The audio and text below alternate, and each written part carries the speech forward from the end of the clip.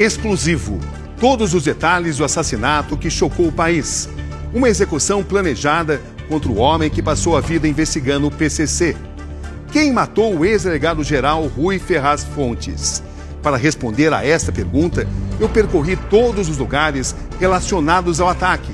A cena do crime, o gabinete de Rui Ferraz no município de Praia Grande, a casa onde os fuzis foram encontrados, a última entrevista da pessoa que conversou com o doutor Rui e ainda uma entrevista exclusiva com o advogado de Marcola, o líder do PCC. Nossa investigação minuciosa é a grande reportagem de hoje. A história da execução do homem que investigou o PCC. Um ataque ao coração da segurança pública. É gente que conhece armamento. O senhor concorda de que existem sinais de que uma pessoa próxima pode ter passado informação privilegiada? Tem alguém que estava copiando os passos dele, né? E foi traído. Foi traído. Uma investigação exclusiva. Imagens inéditas da fuga dos atiradores. Um homem que combateu o crime organizado, silenciado em uma ação que envolveu homens treinados e armas de guerra. Desde o início, vestígios importantes de uma execução encomendada pelo primeiro comando da capital, o PCC. Em São Paulo, no estado de São Paulo, eu nunca presenciei tamanha violência. Eles chegam atirando e saem atirando. Como delegado de polícia, ele teve sim uma ordem de morte, ou várias ordens de morte que partiram do PCC. A quem interessava a morte do Dr. Rui Ferraz agora, já que ele se afastou do posto de delegado-geral há 3 anos? Essa sentença de morte, que é ali proferida por uma máfia, por uma facção criminosa, ela não inspira. Missão: delegado Rui Ferraz Fontes. Para o Ministério Público e para a polícia, esta ordem partiu do Marcola. Por que não foi instaurado um inquérito policial para apurar e ouvir o Marco, ou ser indiciado, ou ele ser denunciado, ou ele ser condenado por esta carga?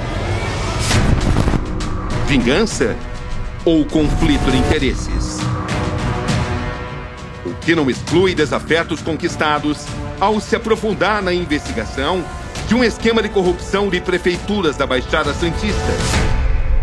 De que forma o PCC costuma se infiltrar nas licitações aqui nessa área? Há muitas situações em que nós vemos vereadores financiados pelo crime organizado, empresas notoriamente vinculadas a atividades ilícitas e todas elas ingressam no mercado formal. O senhor chegou a ter algum tipo de discussão sobre licitações com infiltração do PCC com o Rui Ferraz? Não. E por que ele estava tão tenso assim nos últimos 4 dias, mal conseguia dormir? Pode ser que ele tinha informação de que ele estaria sujeito ao que aconteceu com ele. Uma cidade vigiada por mais de 3.600 câmeras. Não foi o suficiente para intimidar um plano audacioso e cheio de detalhes. Segunda-feira, 15 de setembro. Esses são os últimos momentos de vida de Rui Ferraz Fontes. Às 9h51, ele chega à prefeitura. Na noite dessa sexta-feira, recebemos autorização para entrar no gabinete de trabalho de Rui Ferraz, aqui na prefeitura de Praia Grande. Essa é a entrada, gabinete do secretário. Aqui, tudo exatamente como ele deixou. A sua mesa de trabalho. Rui deixou a sua sala exatamente às 6h12. Ele deixava o seu local de trabalho para nunca mais voltar. O ex-delegado-geral já era esperado pelos criminosos. Essas imagens mostram o carro usado pelos atiradores em vários pontos da cidade. Um terceiro veículo é apontado como suspeito. Trata-se de um carro branco, flagrado 2 vezes antes do assassinato.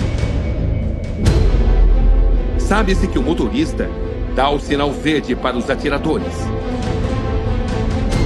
Esse é o caminho feito por Rui Ferraz Fontes no dia em que foi assassinado.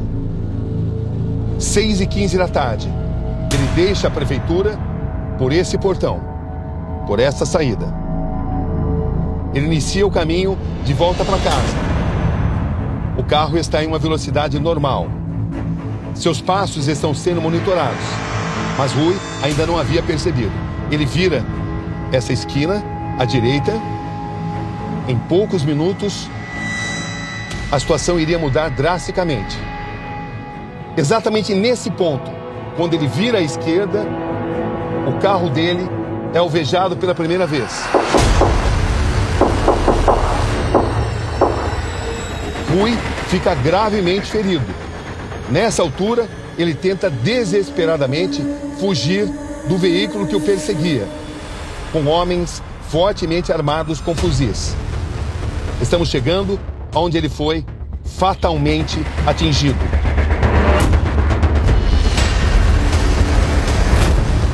Esse é o local.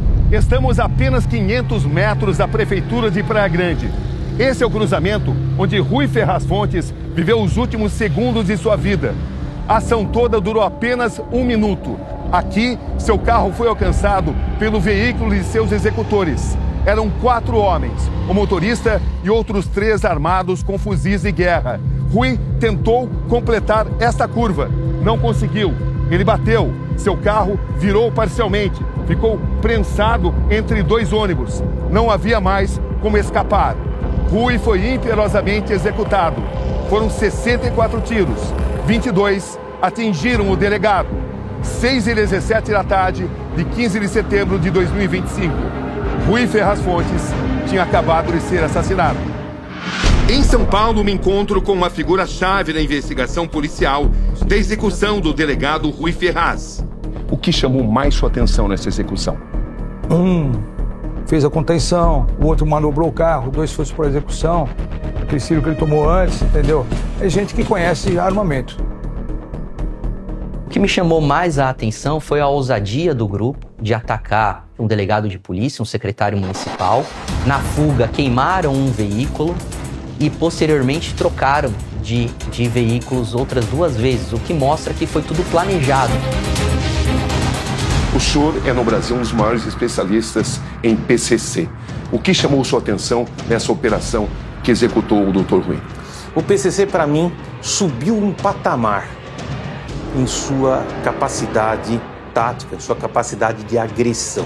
Com a ajuda de setores da polícia ou não? Com a sua avaliação? Os executores faziam parte de algum tipo de força tática. Eles sabiam o que deveriam fazer, mesmo na hipótese de uma imponderabilidade, ou seja, de uma circunstância acidental na execução do plano criminoso. E agora, outro depoimento importante. Me encontro com o prefeito de Praia Grande. Alberto Mourão é bem conhecido no município. Aos 71 anos, ele está no 6º mandato à frente da prefeitura. Como é que quem executou o Rui Ferraz sabia de todos os passos dele? Olha, o que o senhor suspeita, o que o senhor sabe? Eles estavam observando ele durante 1 mês. Mostra que a estrutura criminal do país e do mundo tem agido assim para poder mandar recado para a sociedade, mandar recado para os governos. É autoafirmação, quem manda mais. O que foi possível observar? Que carros estavam ficando estacionados e percorrendo trechos aonde ele seguia no seu dia a dia. E por que não foi possível observar isso antes da execução? No dia a dia, as pessoas não estão tão atentas quanto a isso, nem mesmo ele, com todo o seu histórico policial. O senhor confirma que Rui Ferraz revelou ao senhor que estava muito preocupado com a própria vida? Nós saímos para almoçar e ele estava com o carro blindado. E eu perguntei, Rui, é necessário ainda você utilizar um carro blindado? Foi quando ele revelou e disse, eu já fui jurado pelos maiores líderes de facções criminosas. Então eu não posso deixar de usar um carro blindado. Era um momento também de uma fragilidade técnica, porque ele havia comprado um carro e havia mandado blindar. E naquele dia o carro estava na blindagem. E ele pegou um outro carro para voltar para casa. Ainda na segunda-feira, dia de sua execução, o delegado Rui Ferraz teve uma última conversa pelo telefone com um amigo íntimo, o procurador de justiça Márcio Cristino. Como é que foi essa conversa? Conversa simples. Era um amigo de muitos anos. Um pouco antes de ser assassinado. Mas acho que uma meia hora antes, ou um pouco mais. Rui Ferraz tinha consciência de que era um homem altamente visado? Sim, ele tinha consciência. Ele sabia, até porque ele foi o policial, ou talvez o agente de justiça em todo o sistema mais bem sucedido em suas ações contra o PCC. Deixou uma herança de informação policial sem igual, e que foi o que até hoje vem rendendo frutos. Rui Ferraz Fontes, um agente público que dedicou mais de 4 décadas à polícia. A liderança que ele exercia dentro da organização criminosa e fizeram os disparos contra ele. Descobriu, por exemplo, o sistema de telefonia usado pelo PCC. Roberto Monteiro é delegado há 40 anos, amigo pessoal de longa data de Rui Ferraz. E como ele, também ameaçado pelo PCC, a quem também investigou. Ele foi, sim, aquele que mais combateu, aquele que colocou ali o organograma, abriu a ave hiperbólica com todas as lideranças do PCC e conhecia todas as lideranças e como eles agiam. Então tudo isso faz com que o Dr. Rui, na minha opinião, fosse um dos grandes inimigos do PCC. É quando ele prende o próprio Marcos Williams Erbas Camacho, o Marcola, o líder do PCC, que desde então nunca mais saiu da cadeia. Uma morte dessas, sabendo das consequências que teria, não seria autorizada por aquilo que se chama sintonia final. Qual o papel do líder do PCC nessa execução? O que aumenta a importância desse encontro que tivemos na capital paulista? Esse é Bruno Ferulo, advogado de Marcos Williams Erbas Camacho, o Marcola. Ele está disposto a responder a tudo. Marcos Erbas Camacho, Marcola, mandou matar Rui Ferraz? A resposta é não. Primeiramente, temos que voltar ao ano de 2019, quando lá, supostamente, fora descoberta uma carta. Já que o senhor está se referindo a essa carta, doutor Bruno, a Sintonia Geral vem cobrando o resultado dos trampos passados para nossos irmãos da Zona Leste e ABC. Missão: delegado Rui Ferraz Fontes. Até que ponto Rui Ferraz era uma pedra no caminho de Marcola? Em 2019 foi essa carta. Por que agora, após o ocorrido, se atribuir isso a ele? Tecnicamente, ele teria como dar um sinal verde nesse momento? É até bom você ter tocado nesse assunto. Marco Williams Erbas Camacho está numa penitenciária de segurança máxima federal desde 2019. A penitenciária de segurança máxima, ela é 24 horas, 7 dias por semana, 365 dias por ano, monitorada online. Marcola só se preocupa em cumprir a sua pena. O delegado Rui foi assassinado pelo seu passado ou pelo seu presente? Isso é um crime do passado também. Você não pode desvincular essa ação criminosa do passado. É impossível. O senhor confirma que o delegado Rui demonstrou preocupação com irregularidades que ele encontrou em licitações na Praia Grande? Confirmo, sim, que ele expressava preocupação com relação a licitações que eram feitas e que passavam pela pasta dele na administração da Prefeitura de Praia Grande. Apuramos junto a fontes policiais o que Kátia, a mulher de Rui Ferraz Fontes, contou à polícia. Ela diz: Rui estava tenso nos últimos 4 meses e nos últimos 4 dias com dificuldades para dormir. Kátia pergunta a ele o que estava acontecendo. Rui responde que estava preocupado com uma situação relacionada à licitação para aquisição de câmeras de segurança da Prefeitura de Praia Grande. A mulher de Rui tomou conhecimento de que no celular do ex-delegado entregue à polícia havia informações sobre essa questão da licitação de câmeras de segurança. Quando ela pede mais detalhes ao marido, Rui Ferraz Fontes responde: depois se conta melhor. Não houve mais tempo para isso. Renato Santos, do GAECO, nos últimos anos, também mapeou a infiltração do PCC nos órgãos públicos. Nesse momento, que contratos de licitação são considerados suspeitos, que estão sendo investigados?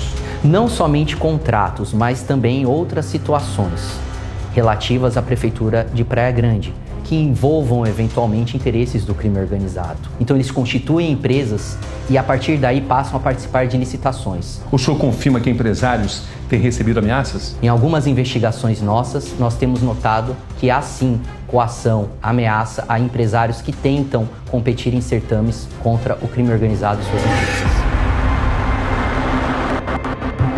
Isso era motivo de preocupação das conversas que o senhor tinha com o Rui Ferraz? Ele sabia que a gente tinha que manter uma vigilância, né?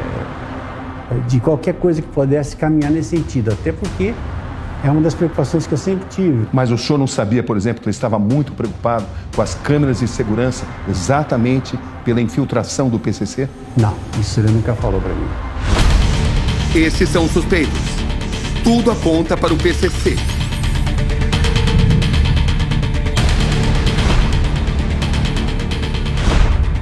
Um lugar de classe média. Estamos no bairro Jardim Real, em Praia Grande, a 10 quilômetros do centro da cidade. Essa é a casa que foi usada pelos executores de Rui Ferraz durante 10 dias. Os vizinhos relatam um constante entra e sai da casa e algumas discussões em voz alta. Aqui eles usavam 2 carros. Hoje, tivemos acesso à casa. O dono desta casa é o William Silva Marques, um homem de 36 anos, 7º suspeito no envolvimento no crime. A mesa, o freezer, a geladeira, aqui dentro da casa foram encontrados 41 impressões digitais e também 41 pontos para coleta de DNA, o material genético. Aqui no interruptor a gente observa o pó latente preto, o nome técnico do pó usado para coletar impressões digitais pela polícia. Dentro de lixos como esse, foram encontradas luvas cirúrgicas. Aqui na parte de cima, 2 quartos. Tudo deixado às pressas. William teve a prisão decretada pela justiça no sábado. Enquanto avançamos em nossa investigação, recebo uma ligação do delegado Oswaldo Nico. Delegado Nico, quais são as últimas informações? O William se entregou agora no domingo de manhã, apresentado pelo seu defensor. Esse é Luiz Henrique Santos Batista, o Fofão, preso na última sexta-feira. Ele é apontado como piloto de fuga dos assassinos do delegado Rui. A polícia dando mais um passo aí, né? Com a prisão agora do Fofão, ele deu apoio para uma pessoa sair daí da Baixada e vir aqui para São Paulo. E essa pessoa é uma pessoa conhecida como Jaguar, conhecida da polícia. Condenado a 24 anos de prisão em abril de 2009 por extorsão mediante sequestro e associação criminosa. Por ser réu primário em crime hediondo, cumpriu 2/3 da pena e saiu pela porta da frente da penitenciária de Mirandópolis. Horas depois dessa ligação, Jaguar é preso em Praia Grande. Ele se entrega em São Vicente, acompanhado por um advogado.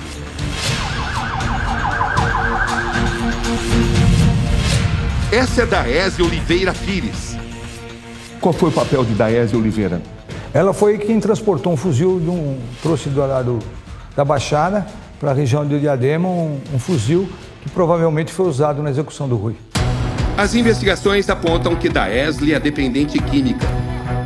Ela tinha uma dívida de R$5.000 com Luiz Antônio Rodrigues, o homem que pediu para ela ir até Praia Grande e pegar os fuzis. Esses registros mostram o exato momento em que a acusada deixa o local. O carro usado por ela é o mesmo branco apontado como suspeito de dar as coordenadas aos executores. Apuramos que Daésia recebeu um depósito justamente de uma conta que pertence a uma criança de 10 anos. Seria o filho de Luiz Antônio, considerado foragido.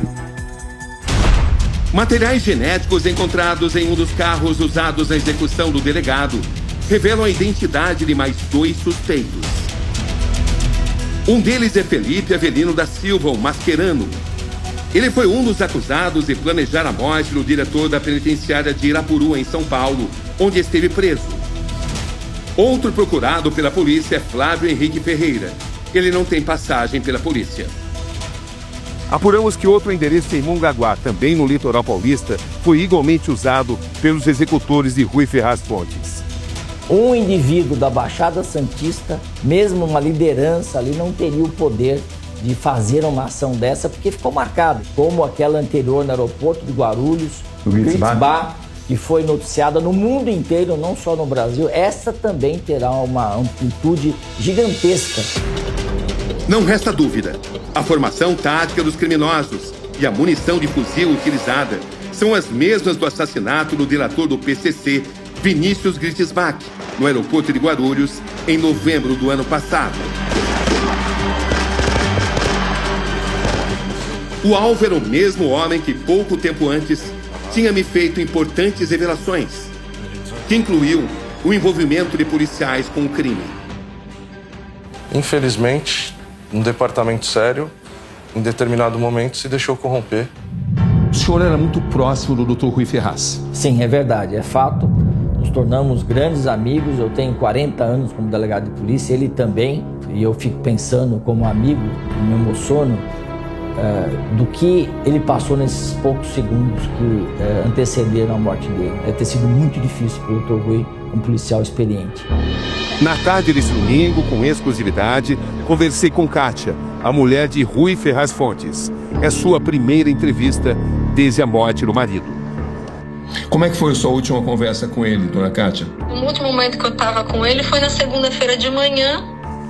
Aqui nós estávamos tomando café juntos, como acontecia de toda segunda-feira, que aí ele já descia, né, para a prefeitura. E foi normal.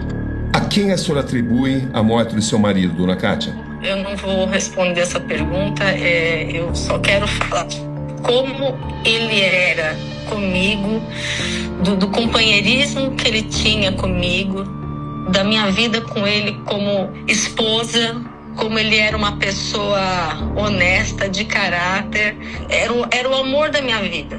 A senhora está confiante de que os responsáveis serão devidamente punidos? Eu espero que sim. Rui Ferraz Fontes deixa uma companheira e um grande legado. Símbolo de resistência contra o crime organizado.